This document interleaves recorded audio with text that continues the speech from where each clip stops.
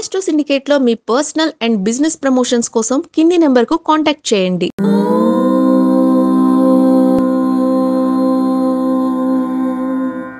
నమస్తే, welcome to astro syndicate.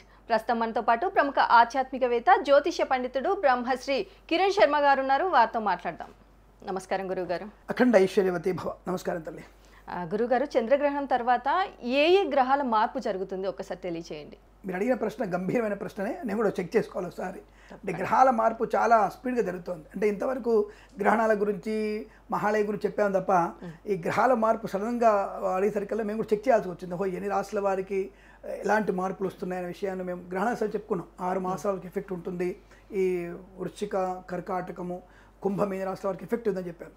కానీ effect 6 మాసాలు ఉండి చెప్పాము. కానీ గ్రహాల మార్పు అనేది ఎలా ఉంటుంది అనేది టక్కున మీరు అడిగేసరికి మేము ఆలోచించుకోవాల్సి వచ్చింది. శుక్రుడు ఎక్కడెక్కడ ఉందని చెప్పేసి. ఇక్కడ మనకి ముఖ్యంగా 2 గ్రహాలు చాలా మార్పు పొందుకునేటువంటి అవకాశం ఉంటుంది. ఒకటి శుక్రగ్రహం యొక్క మార్పు. 14వ తేదీ సెప్టెంబర్ 25 నుంచి 14/9/25 నుంచి శుక్రుడు సింహరాశిలోకి ప్రయాణం కొనసాగించడం అదొకటి.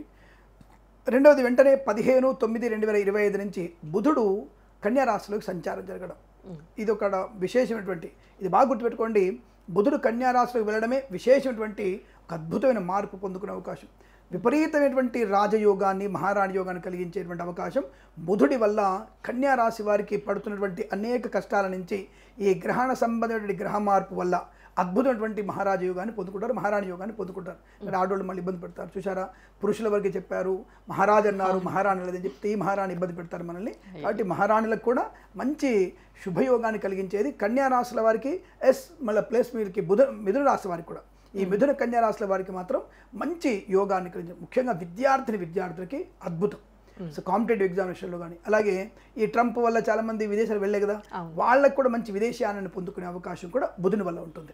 శుక్రుడి వల్ల వివాహ యోగ్యత ఏర్పడుతుంది. అంటే 14/9/25 నుంచి మనకి శుక్రుడు సింహరాశి వెళ్ళడం వల్ల తప్పకుండా వివాహ సంబంధమైనటువంటి యోగ్యతను కూడా పొందుకునే అవకాశాలు కూడా చాలా బలంగా కనబడతాయి. కొన్ని రాశుల వారికి శుక్రుడు వ్యతిరేకత కలిగిస్తాడు కూడా.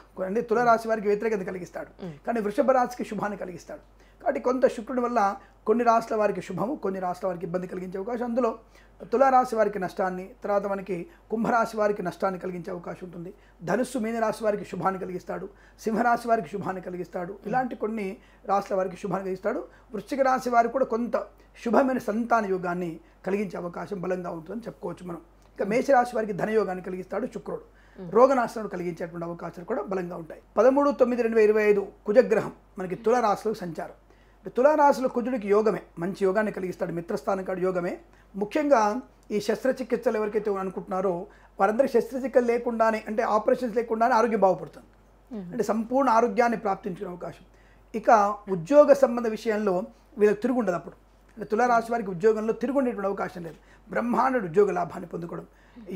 అంటే సైనికులకి చాలా మంచిది. అంటే ఇది దేశానికి కూడా మనం కలుపుకున్నట్టయితే మన దేశ సైనికులకి చాలా మంచి ప్రయోజనం. ఎటువంటి ప్రాణ నష్టం కలగనటువంటి మంచి యోగం. అంటే ఈ యొక్క 6 మాసాల వరకు ఎటువంటి ప్రాణ నష్టం కలగదు వారికి. అందుకు కుజుడు అంత శుభయోగాన్ని కలిగించే అవకాశం కూడా చాలా బలంగా ఉండేటువంటి అవకాశాలు ఉంటాయి. అలాగే మేష వృశ్చిక రాశి వారికి ధనయోగము, ఈ షేర్ మార్కెట్లో కూడా మంచి లాభాలు పొందుకోవడం.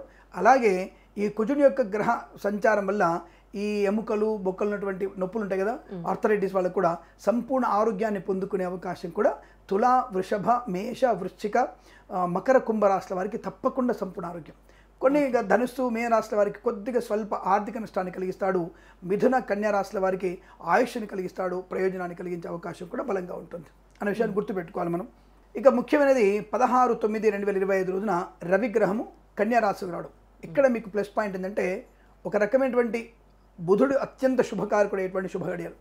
విద్యా సంబంధమైనది, ఉద్యోగ సంబంధమైనటువంటి లాభాన్ని, ఐశ్వర్యాన్ని, ఆకస్మిక ధనలాభాన్ని, ఆస్తి పంపకాల్లో అనుకూలతని, కోర్టు వివాదాలని శుభంగా కలిగించగలిగేటువంటి తత్వాన్ని రవిగ్రహము కన్యా రాశిలోకి ప్రవేశించగానే అద్భుతమైనటువంటి ప్రయోజనాన్ని. అత్యంత ముఖ్యమైనది, ఇప్పుడు ఎవరైనా గర్భిణి అంటే గర్భవతులు అవ్వడానికి అవకాశం ఉన్న వారికి చాలా మంచి అవకాశం ఉంటుంది. ఎందుకు శుక్రుడు బుధగ్రహం వల్ల సంతాన యోగం ఉంది. వాళ్ళకి కవల పిల్లలు పుట్టే అవకాశం ఉంది. అంటే ట్విన్స్ని పొందుకునే అవకాశం. నాకు తెలిసి ఈ సంవత్సరంలో 16/9/25 తర్వాత కన్సీవ్ అయినటువంటి వ్యక్తులకి దాదాపుగా నాకు తెలిసినంత వరకు ట్విన్స్ పుట్టే అవకాశం ఉంటుంది, కవల పిల్లల్ని పుట్టే అవకాశం ఉంటుంది. ఇది కొద్దిగా మన ఈ డాక్టర్లకు కొద్దిగా కష్టమైనటువంటి పనిగా చెప్పవచ్చును. ఆ విషయం గుర్తుపెట్టుకోండి. అదృష్టవంతమైన శుభయోగాలే. అలాగే 21/9 నుంచి రాహుకేతుల నక్షత్ర మార్పు, రాహు అనేవాడు నక్షత్ర మార్పు పొందుకోవడం వల్ల కొంతమందికి తీవ్రమైనటువంటి భేదాభిప్రాయాల్ని, కుటుంబ వ్యక్తులతో నష్టాన్ని, ఎవరెవరికి అంటే మీనరాశి వారికి, కుంభరాశి వారికి, వృశ్చిక రాశి వారికి, కర్కాటక రాశి వారికి భేదాభిప్రాయాలు క్రియేట్ చేస్తాడు ఈ యొక్క రాహుకేతువులు. కాబట్టి కాస్త తల్లిదండ్రులతో, అన్న తమ్ముళ్లతో, సోదరిమణులతో, అత్తమామలతో, స్నేహితులతో మధురంగా మృదువుగా మాట్లాడండి. జాగ్రత్తగా ఉంటే సరిపోతుంది. అనవసరమైన వివాదాల్లోకి వెళ్లకుండా ఉంటే చాలా మంచి అనే విషయాన్ని మనం స్పష్టంగా చెప్పవచ్చు అని గుర్తుపెట్టుకోండి. ఇది గ్రహ మార్పులు వచ్చేటువంటి కొన్ని చిన్న చిన్న మార్పులు, అది విశేషం. మరి అలాగే గురుగారు, చంద్రగ్రహణం అయిపోయిన తర్వాత కొంతమంది పరిహారాలు పాటించకుండా ఉంటారు, మరి వాళ్ళు ఏం చేసుకోవాలి అని అంటారు? గ్రహణ సంవత్సరారిష్టంలో తప్పకుండా పరిహారం చేసుకోవాలి. సరే అప్పుడు టైంలో చేసుకోలేదు, ఏం చెయ్యాలి? మంచి ప్రశ్న. నిజంగానే ఏదో పనులు ఉంటాయి, ఒత్తిడి ఉంటుంది, అమెరికాలో ఉంటారు, ఇంకా ఆస్ట్రేలియాలో ఉంటారు ఏంటంటే ఈసారి అమెరికాలో గ్రహణ ప్రభావం ఏం లేదు, దానివల్ల ఎటువంటి ప్రమాదం లేదు. కానీ గ్రహణం తర్వాత మనం దానం చేసుకోలేకపోయిన వాళ్ళు ధ్యాన దానం చేయండి. అంటే దానం అనేది ధ్యానంలో చేయండి. అంటే హాయిగా మీ ఇంట్లోనే కూర్చొని కళ్ళు మూసుకొని కొన్ని వందల మందికి, వేల మందికి దానం ఇస్తున్నట్టుగా, ఏదైతే మనం అనుకున్నామో నెయ్యి, కంచు పాత్ర, మినుములు, బియ్యము ఇవన్నీ అనుకున్నామో అవన్నీ కూడా మీరు దానం ఇచ్చే ప్రయత్నం చేస్తే, అంటే ధ్యానంలో దానం ఇవ్వడం వల్ల మంచి ప్రయోజనం. భూదానం చేయండి, బంగారం దానం చేయండి.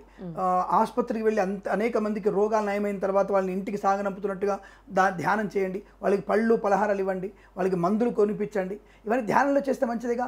ధ్యాన దానం కూడా చాలా గొప్పది, కాబట్టి చేసుకోవచ్చును.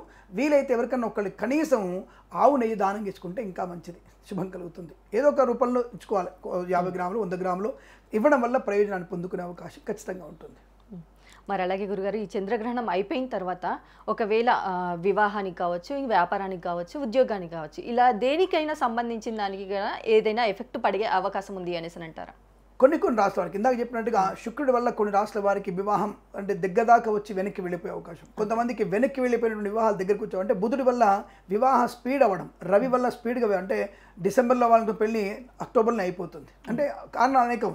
అంటే వాళ్ళకి వీసా కోసమో లేదా ఇంకో దానికోసం తొందరగానే పెళ్లి చేసుకునే అవకాశం, సంతానాన్ని పొందుకునే అవకాశం ఉంటుంది. కొన్ని రాష్ట్రాల వారికి మాత్రమే ఈ శుక్రుడి యొక్క ప్రభావం చేత కొద్దిగా వివాహానికి కొంతమందికి ఆటంకాలు తప్ప మిగతా లేదు. అలాగే వ్యాపారంలో మాత్రం ఈ బుధుడి యొక్క ప్రభావం చేత తప్పకుండా వ్యాపార వృద్ధి బాగా ఉంటుంది. కుజుడి వల్ల శత్రునాశనాన్ని పొందుకునే అవకాశం, శుక్రుడి వల్ల కళ్యాణ యోగం పొందుకునే అవకాశాలు ఖచ్చితంగా ఉంటాయి. పరిహారం అనేవి ఏం లేదమ్మా. తప్పకుండా మీరు ప్రతి శనివారం తప్పకుండా నవగ్రహ దేవాలయానికి వెళ్ళి ప్రతి గ్రహానికి ప్రీతిగా 100 గ్రాములు అంటే నవధాన్యాలు ఉంటాయి, నవధాన్యాలు ఒక్కొక్క దేవుడి దగ్గర పెట్టేసి నమస్కారం చేసుకోండి. వీలైతే తప్పకుండా మీరందరూ కూడా నవధాన్యాలు దానం ఇచ్చుకుంటే కూడా ఇంకా మంచిది, అనుకూలవంతమైన శుభయోగం కలుగుతుంది. అలాగే గురువుగారు, అసలు చంద్రగ్రహణం అయిపోయిన తర్వాత ఎలాంటి పరిహారాలు పాటించాలి, అలాగే ఎవరిపైన ఎలాంటి ప్రభావం చూపిస్తుంది అనేసి కూడా చాలా చక్కగా వివరించారు గురుగారు. ధన్యవాదాలు.